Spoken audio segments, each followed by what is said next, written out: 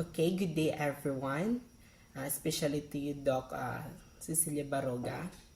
So our group po, we choosing the issues about the petrodollar system and its impact on the Philippine economy. So ito yung napili namin dahil ito yung nararamdaman natin sa ngayon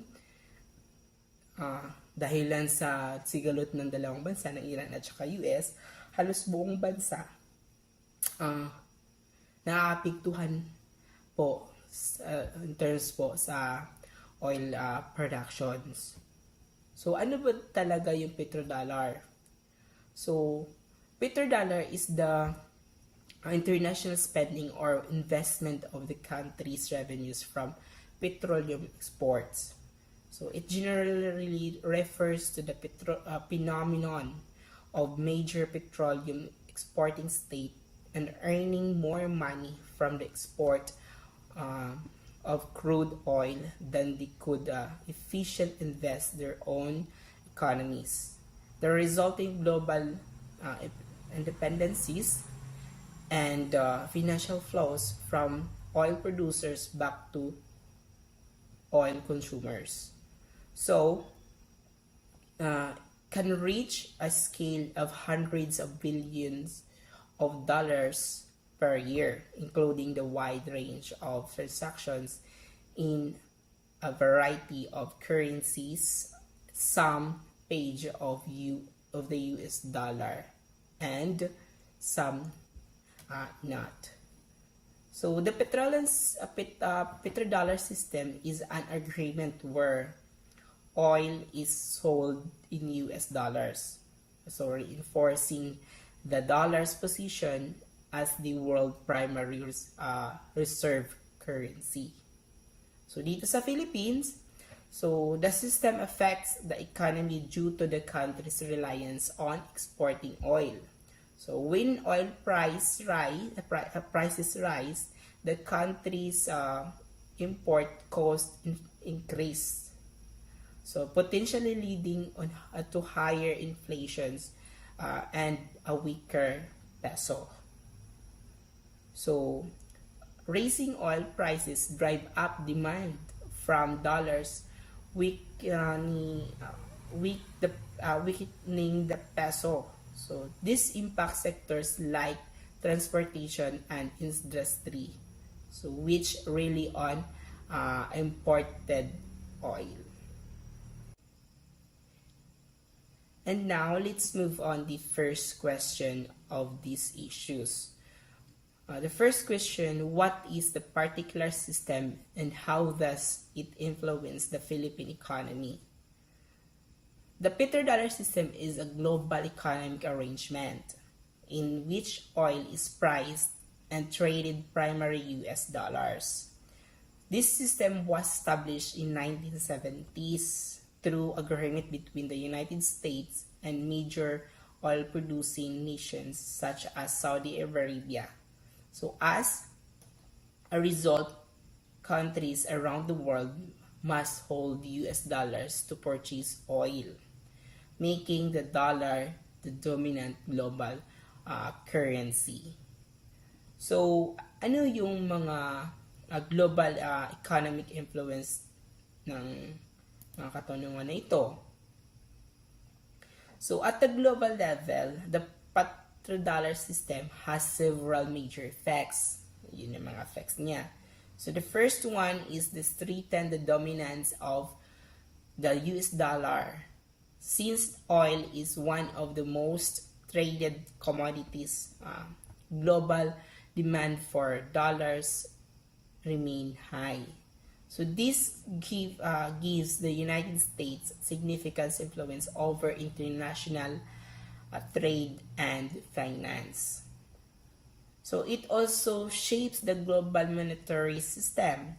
Many countries align their policies with US financial decisions, particularly those of the Federal Reserve, because changes is US interest rates affect global capital flows, exchange rates, and inflation.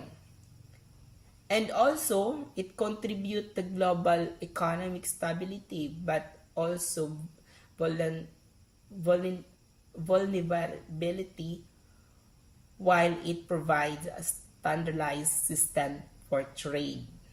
It also means that global economies are highly sensitive to oil price tax and geopolitical tension. And we have also the four impacts in the Philippine economy. So we have first is inflation and cost of living, uh, exchange rate, trade balance and foreign reserves, and economic vulnerability. When we say inflation and cost of living, oil prices directly affects transportations, electricity, and food costs. When global oil prices rise, the inflation increases, making basic goods for expensive, more Filipino household. Ito yung nararamdaman natin ngayon. Dahil sa pagtaas ng oil, tumaas din yung mga bayarin natin sa kuryente, tumaas din yung pamasahe natin, pati na din yung bilihin natin para sa ating pang-araw-araw na pagkain, tumataas din. Naaapektuhan tayo lahat. So when we in exchange rate, peso to dollar, the Philippines needs US dollars to import oil. So this increases demand for dollars and can weaken the peso, making import more expensive. So dahil din dyan, naapektuhan din yung value ng peso versus dollar.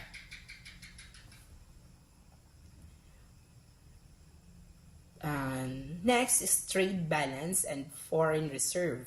So higher oil prices means the country spends more dollars on imports, which can widen the trade deficit and pressure foreign reserves.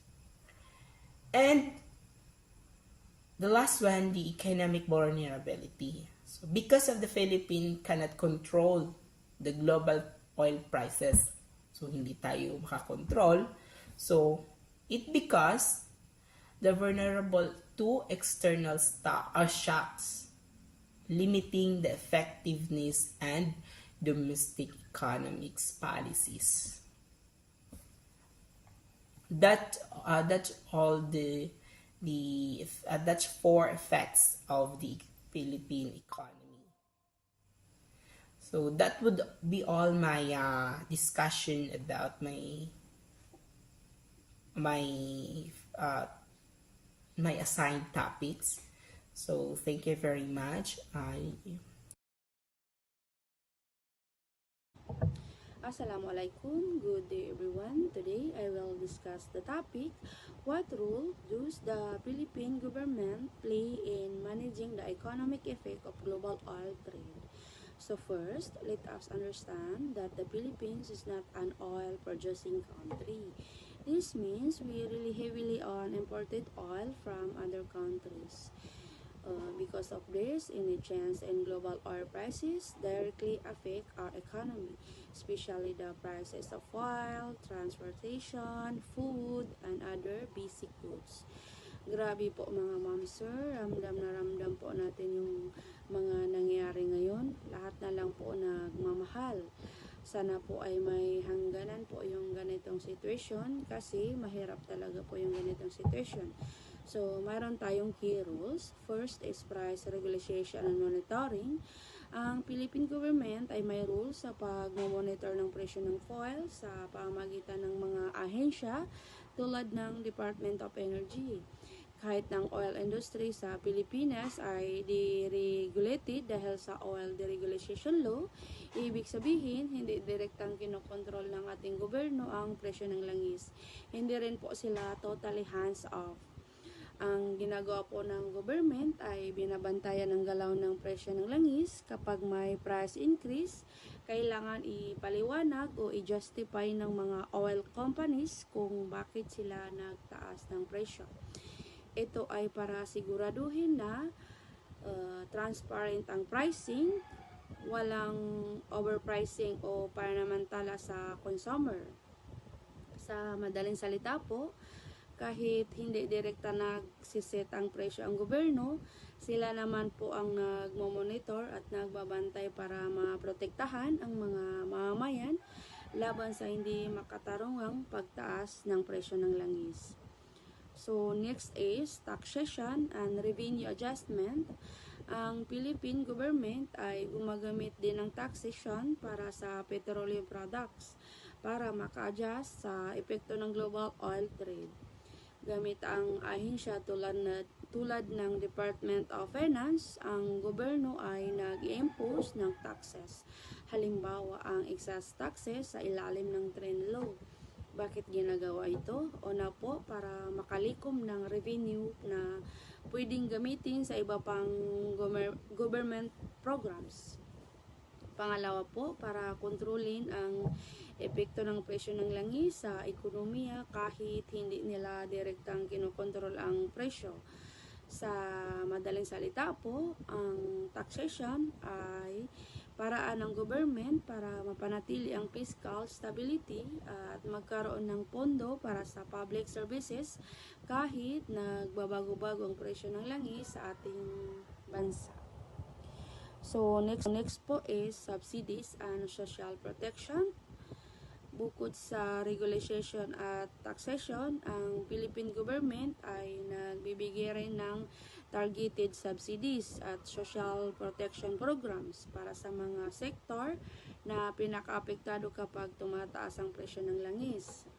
Halimbawa po, sinusuportahan nila ang public transport drivers para hindi masyadong tumaas ang pamasahe. At farmers at fisherfolk para hindi masyadong tumaas ang gastos sa mga productions. Kadalasan, ang mga programs na ito ay ipinapatupad kasama ang tulong ng mga ahensya tulad ng Department of Social Welfare and Development or DSWD. Layunin nito ay pahupain ang epekto ng inflation sa ordinaryong mamamayan at matulungan silang makaraos sa panahon ng mataas na presyo ng fuel. Sa madaling salita po, ang subsidies at social protection ay paraan din po ng gobyerno para maprotektahan ang mamamayan laban sa biglaang pagtaas ng presyo ng langis at mapanatili ang economic stability sa pang-araw-araw na buhay. Yan lang po. Assalamualaikum warahmatullahi ta'ala wabarakatuh. Good day everyone. I am Julaida M. Wanday. So to continue with question number 3, the fourth key roles in managing the economic effects of global oil trade played by the Philippine government is the energy diversification and policy planning. Here, to reduce the dependence on imported oil, the government promotes alternative energy through Renewable Energy Act of 2008, also known as Republic Act number 9513. Itong law na to supports the use of renewable energy sources tulad ng solar, wind, and hydropower. By investing in these energy sources, the country can stabilize long-term energy costs and reduce its reliance on imported oils. At dahil dito, hindi ganong naapektuhan ng ating economy kapag tumataas ang global oil prices. The fifth one is the foreign exchange and economic stability. In here naman, the oil is traded globally in US dollar under the petrodollar system. At dahil dito, the Philippines must pay for oil imports in dollars, making the country sensitive to exchange rate changes. Dito na pumapasok yung role ng ating Bangko Sentral ng Pilipinas. So here, the Bangko Sentral ng Pilipinas plays an important role in managing foreign exchange reserves and controlling the inflation. Kapag humihina ang Philippine peso, mas nagiging mahal ang oil imports. Kaya para ma-address natin ito, gumamit ang government ng monetary policies para ma-stabilize ang currency at maprotektahan ng ating economy. The sixth one is the strategic oil reserves and supply management. Dito naman, ang ating government ay nag-ensure that there is steady supply for oil in the country. Ang ginagawa dito is sa pamamagitan ng pag-require sa oil companies na mag-maintain ng minimum inventory levels ng oil. No? Nire-require sila. Kaya in times of global supply disruptions, ang government natin coordinates with companies, no, nitong mga oil companies dito para ma-manage ang ating distribution at logistics ng oils. And these actions help prevent shortage and maintain stable supply for consumers. The seventh one and the last one is the international trade and diplomacy. Dito naman, ang Philippines also participates in international agreements and partnership to ensure and secure a stable oil supply.